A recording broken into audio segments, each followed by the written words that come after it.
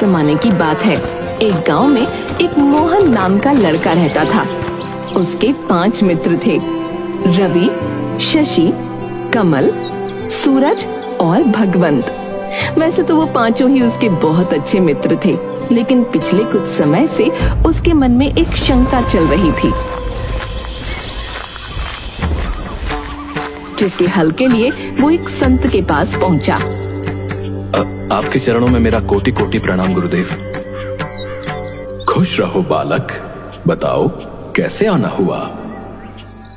मैं जानता हूं ये अजीब बात है, पर मेरे 5 मित्र हैं। उन 5 में मेरा सच्चा मित्र कौन है, ये मुझे जानना है। नहीं, ये बिल्कुल अजीब नहीं है। इस उम्र में ये विचार आना बिल्कुल स्वाभाविक है। चलो, मैं तुम्हें कुछ बिंदु बताता हूं, जिससे तुम पता लगा सकते हो कि तुम्हारा सच्चा मित्र कौन है। वो संत मोहन को 5 बिंदु बताते हैं, जिससे वो अपने सच्चे मित्र का पता लगा सकता है। मोहन वापस आ जाता है और अपना काम शुरू करता है। उसने एक लड़के को बुलाया और उससे कहा कि वो उसके दोस्तों के बीच एक झूठ फैलाए। लड़के ने जाकर उन सब से कहा कि मोहन अपने पिता के पैसे चुराता है। रवि के सिवा सभी मित्र शशि, कमल, सूरज और भगवंत मोहन के पास आ गए और उससे पूछने लगे, मोहन, क्या ये सच है कि तुम अपने पापा के पैसे चुराते हो? बुरा मत मानना, लेकिन एक लड़के ने हम सबसे ऐसा कहा है। हम तुम्हारे बारे में गलत नहीं सोचना चाहते, इसलिए सीधे तुमसे पूछने चले आए। हाँ मोहन, बताओ ये झूठ है ना? हाँ, ऐसा कुछ नहीं है। ये जिसने भी कहा है सरासर झूठ है। मोहन ने देखा कि रवि नहीं आया है। उसने सोचा कि रवि ने बिना पूछे ही उसके खिलाफ कही गई बात को मान लिया। उसे लगा कि शायद रवि उसका सच्चा मित्र नहीं है, लेकिन उसे अभी अपने दोस्तों की और परीक्षा लेनी थी। एक दिन वो अपने 5 दोस्तों के साथ नदी के पास खेलने गया। उसे तैरना आता था, लेकिन वो उनकी परीक्षा लेने के लिए अचानक नदी में गिरकर डूबने का नाटक करने लगा। चलो, आज पता चलता है कि कौन मेरा सच्चा मित्र है। बचाओ, बचाओ! अरे, मोहन तो डूब रहा है। जल्दी, हमें उसे बचाना होगा। हाँ चलो, नदी में कूदो। रवि, कमल, सूरज और भगवंत सभी नदी में कूद पड़े और मोहन को बचाने की कोशिश करने लगे, लेकिन शशि ने नदी में कूदने की कोई कोशिश नहीं की। शशि क्यों नहीं आ रहा? क्या उसे मेरी परवाह नहीं है? मोहन को शशि का ये रवैया बहुत बुरा लगा। उसने सोचा कि शायद शशि उसकी परवाह नहीं करता और उसे सच्चे मित्र की तरह नहीं मानता। कल रवि और आज शशि, हद हो गई। जिन्हें मैंने अपना सबसे अच्छा मित्र समझा, वही मेरे सच्चे मित्र नहीं है। फिलहाल असली दोस्तों की पहचान करने के लिए अगला पड़ाव था, उनसे 500 सिक्के उधार मांगना। रवि, मुझे 500 सिक्के उधार चाहिए। क्या तुम मेरी मदद कर सकते हो? बिल्कुल मोहन, तुम्हें जितनी भी जरूरत हो ले लो। रवि ने बिना किसी सवाल के 500 सिक्के मोहन को दे दिए। मोहन ने रवि का धन्यवाद किया और आगे बढ़ गया। शशि, मुझे 500 सिक्के उधार चाहिए। मैं तुम्हें अगले महीने लौटा दूंगा। बिल्कुल मित्र, ये लो। शशि ने भी तुरंत 500 सिक्के दे दिए। सूरज, मुझे 500 सिक्के चाहिए। क्या तुम उधार दे सकते हो? हाँ, क्यों नहीं, इसमें इतना शर्माने वाली कौन सी बात है? सूरज ने भी बिना किसी हिचकिचाहट के 500 सिक्के दे दिए। भगवंत, यार 500 सिक्के होंगे क्या तेरे पास? हाँ है, ये ले। भगवंत ने भी तुरंत 500 सिक्के दे दिए। अब अंत में मोहन कमल के पास पहुंचा।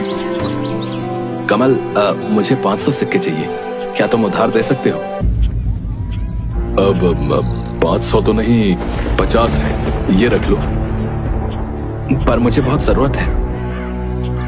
लेकिन यार मेरे पास बस 50 ही है बस।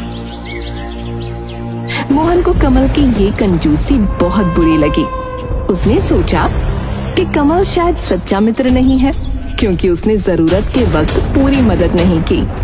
अब सच्चे मित्र की अगली परीक्षा के लिए उसने एक लड़के से कहा कि वो उसके दोस्तों तक उसकी झूठी दुर्घटना की खबर पहुंचाए। लड़के ने ऐसा ही किया।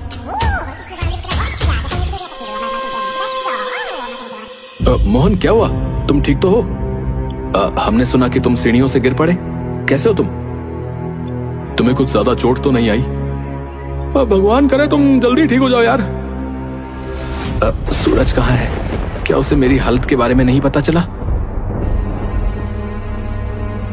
पता नहीं मोहन, हम भी सूरज को ढूंढ रहे थे लेकिन वो कहीं नहीं मिला।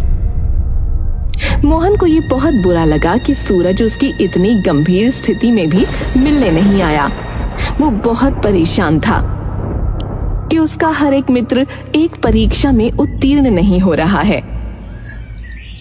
आखिरकार कुछ दिन बाद मोहन ने संत द्वारा बताए 5वें और अंतिम बिंदु पर काम किया। तुम्हारा सच्चा मित्र कौन है? रवि, मैं एक लड़की से प्यार करता हूँ यार, पर ये किसी को बताना मत। मोहन, तुम मुझ पर भरोसा कर सकते हो, मैं किसी से कुछ नहीं कहूंगा। शशि, मैंने एक दुकान से कुछ सामान चुरा लिया यार। मुझे बहुत बुरा लग रहा है, पर ये किसी को बताना मत। तुम निश्चिंत रहो मोहन, मैं इसे किसी से नहीं कहूंगा।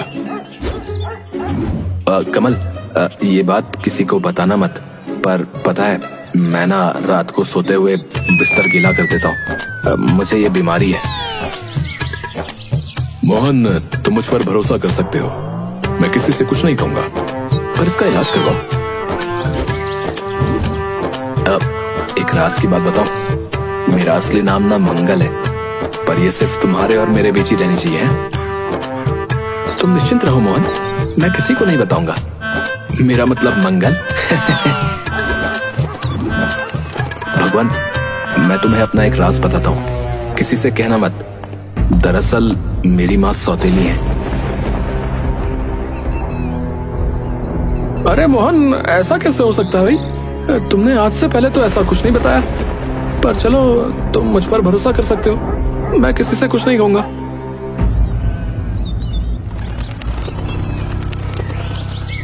कुछ दिन बाद मोहन जब रास्ते से जा रहा था तो उसे एक लड़का मिला और वो बोला, क्या बात मोहन, सुना है तुम्हारी माँ सौतेली है? मोहन को बहुत बुरा लगा और उसे समझ आ गया कि भगवंत ने उसका राज खोल दिया।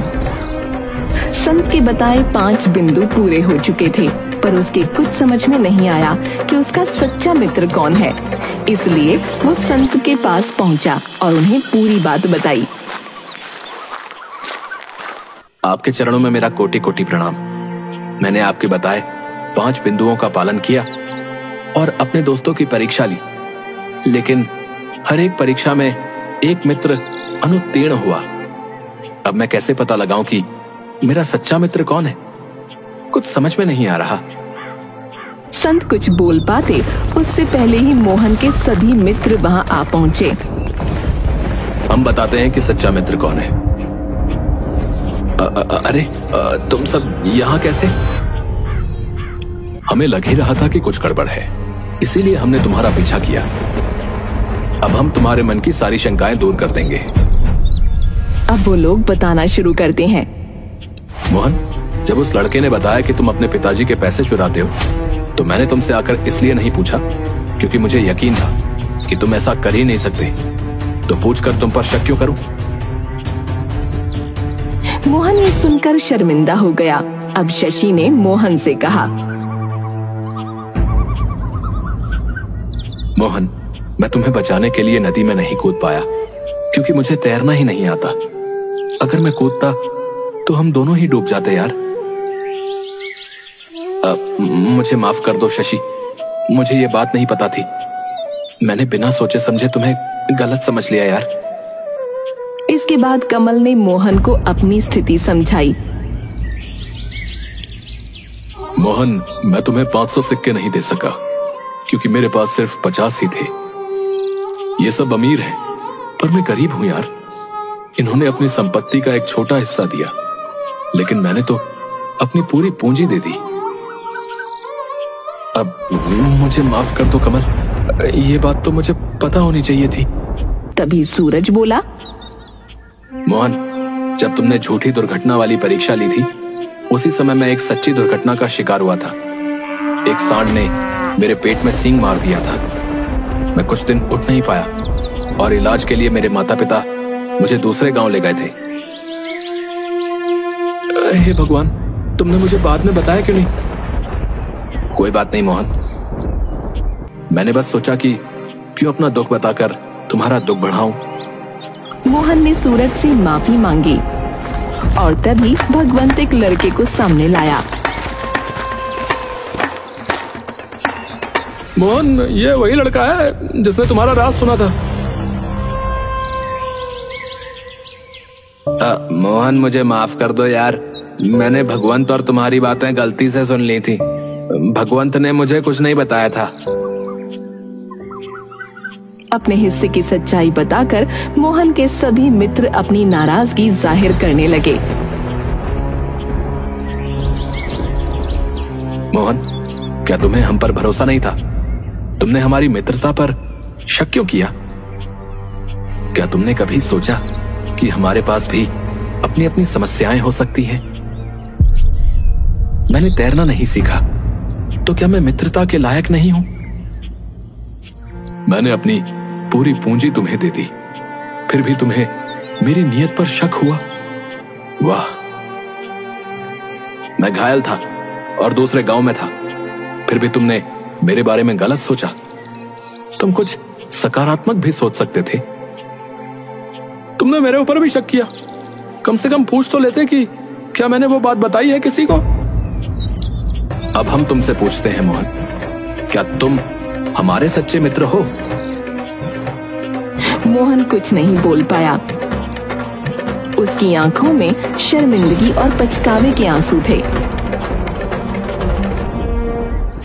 देखो मोहन, ये सभी तुम्हारे सच्चे मित्र हैं। कोई भी इंसान उत्तम नहीं होता, तुम भी नहीं हो। इंसान के जीवन में मुश्किलें आती रहती हैं, जिनकी वजह से वो हर समय हर कसौटी पर खरा नहीं उतर पाता। सच्ची मित्रता का मतलब सिर्फ कसौटियों पर खरा उतरना नहीं होता, बल्कि एक दूसरे को समझना और साथ देना होता है। आज ये सब अपनी परिस्थितियां तुम्हें समझाने आए हैं। यही निशानी है कि ये तुम्हारे सच्चे मित्र हैं, और तुम्हारी शर्मिंदगी इस बात का सबूत है कि तुम इनके सच्चे मित्र हो। मोहन ने अपनी गलती का एहसास करते हुए अपने दोस्तों से माफी मांगी। मुझे माफ कर दो दोस्तों, मैंने तुम सबकी सच्ची मित्रता पर शक किया और तुम्हें गलत समझा। मैं बहुत शर्मिंदा हूं यार। कोई बात नहीं मोहन, हम सब गलतियां करते हैं। सच्ची मित्रता में समझ और माफी दोनों होनी चाहिए। साधु महाराज की बात बिल्कुल सही है। कोई भी व्यक्ति उत्तम श्रेणी का नहीं होता। सबसे कभी ना कभी गलती हो जाया करती है, या फिर परिस्थितियां ऐसी होती हैं कि इंसान साथ नहीं दे पाता। हमें एक दूसरे को माफ कर देना चाहिए। हम तुम्हें माफ करते हैं मोहन, और तुम हमें माफ कर दो। मित्रता का मतलब ही एक दूसरे पर विश्वास करना है। हमारी मित्रता पहले से भी मजबूत हो गई है। अब सब कुछ भूल जाओ, जो हो गया सो हो गया। मोहन को अपनी गलती का एहसास हुआ और उसने सच्ची मित्रता का मतलब समझा। सभी मित्र हंसते हुए एक दूसरे के साथ समय बिताने लगे। उनकी मित्रता अब पहले से भी ज्यादा मजबूत और गहरी हो गई थी।